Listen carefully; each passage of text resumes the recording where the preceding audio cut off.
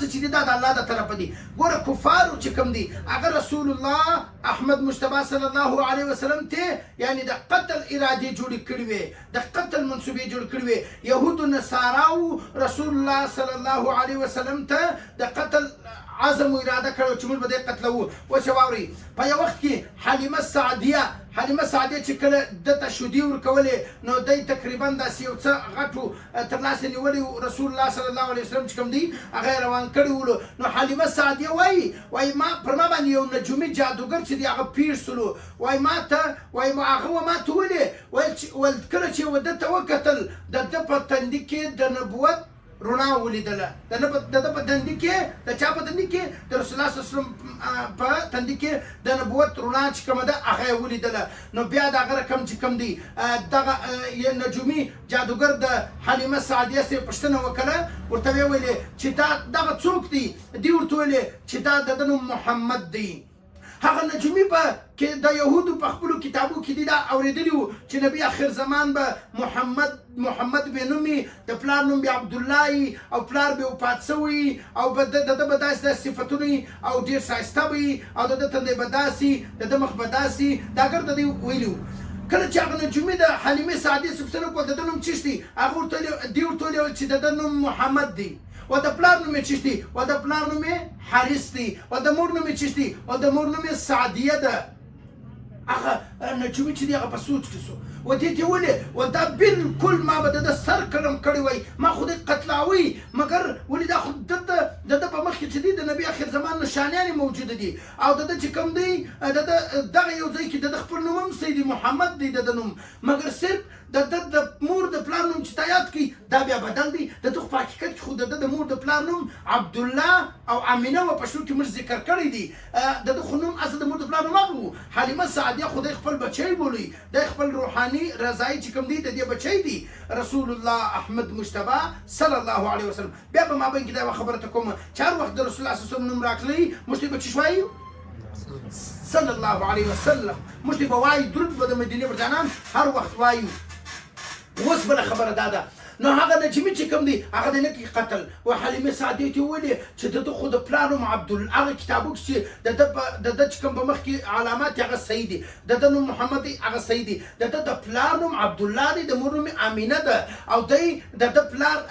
پلار حارث چې کوم دی ژوندی دی او د ده عبدالله چې کوم د ده پلار دی هغه به وفات سوی. هغه نشانیان داسې ذکر سوي دي مګر د ده خو پلار نوم د مور نوم بدل دی. نو دا هغه کشنی نه دی، هغه یهودي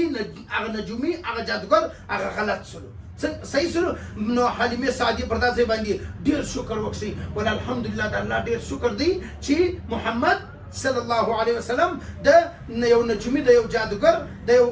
د قتل څخه الله تعالی بچاو کوي. چا بچاو کوي؟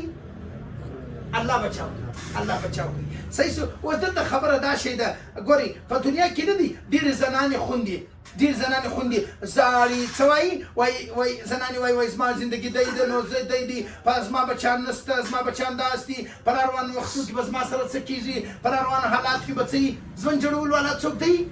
الله دی. ژوند جوړول والا ښایسته رب دی. نو محمد صلی الله علیه وسلم یعنی الله تعالی دی په مختلفو حالاتو کې د کفارو د قتلو سره د سختۍ سره د مشکلاتو دا څه الله تعالی دی راویستی بچاو یې کوي، په بار یې بچاو کړی دی. بیا د هغه رقم چیز دی الله تعالی په ده باندې ګرد دنیا ښایسته کوله. نن د محمد رسول الله صلی الله علیه وسلم د روی ګرد دنیا چې دغه ښایسته ده او په ګرد دنیا کې رڼا ده، دا د چا د روی؟ دا د محمد احمد مجتبی صلی الله علیه وسلم د روی دا ګرد دنیا چې دغه ښایسته ده. بیا د هغه رقم د شق صدر چې وسو د سینه چې کوم د هغه چاک سوه د سینې چې کوم دی اپریشن ورته وایي سرجري ورته وایي سینه ور پرې کړه او د زړه یې راویستی د زړه څه چې هغه کومه د حسد وینه وه هغه یې ویستله. په دغه وخت کې حلیمه سعدیه چې وه دا محمد صلی الله علیه وسلم او د هغه رقم د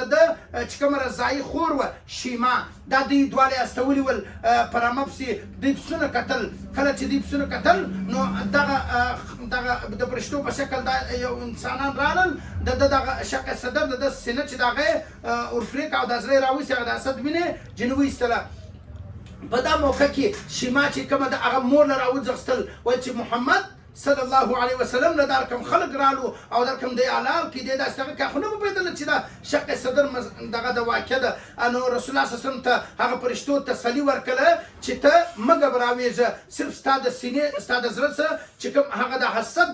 وینه چې ده هغه موږ باسو رسول الله صلی الله علیه وسلم نه دی ګبراو سوی بیا دغه رقم د دې بعد چې حلیمه سعدیه ورله رسول الله صلی الله علیه وسلم دا خاصه را روان دی د کومې خاصه شق صدر چې د وصلو دا خاصه را روان دی کله چې دا خوا رالی نو بیا حلیمه سعدیه پوښتنه جن وکړه هغه خپلې مور پوښتنه جن وکړه ویل چې واقع چې دا هغه څنګه وله د بیا د ورته ویلې ویل چې دا رقم کسان رالو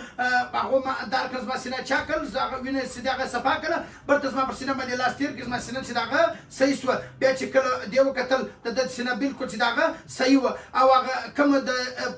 فرشتو چې د ده سینه هغه شق صدر چې کېدی د ده سینې د زړه صفایي چې کوله هغه فرشتو سره اسباب د چیش ورسره وو د جنت اسباب ورسره وو دا چې کوم اسباب ورسره هغه د جنت وو او د ده زړه چې دی هغه په چیش ورصفا کوي په زمزم اوبو باندې ورصفا کوي ځکه زه ته وایم چې زمزم وکړي الله تعالی ډېره شفا چې د هغه یې څه ده هغه په خپل استعمال کې راولي الله تعالی دې وموږ ټولو ته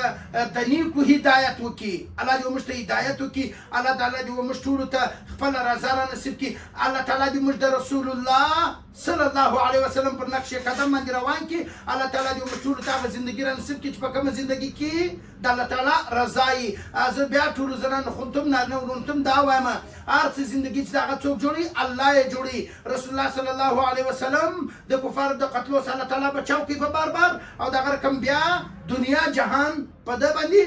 ښایسته سلو او دغه رقم بیا دنیا کې د فتح کامیابي څخه حاصله کړه واقع چې دغه به مخته انشاءالله جاري ساتو الله تعالی دې موږ ټولو ته خپله رضا را نصیب کړي واخر دعوانا الحمدلله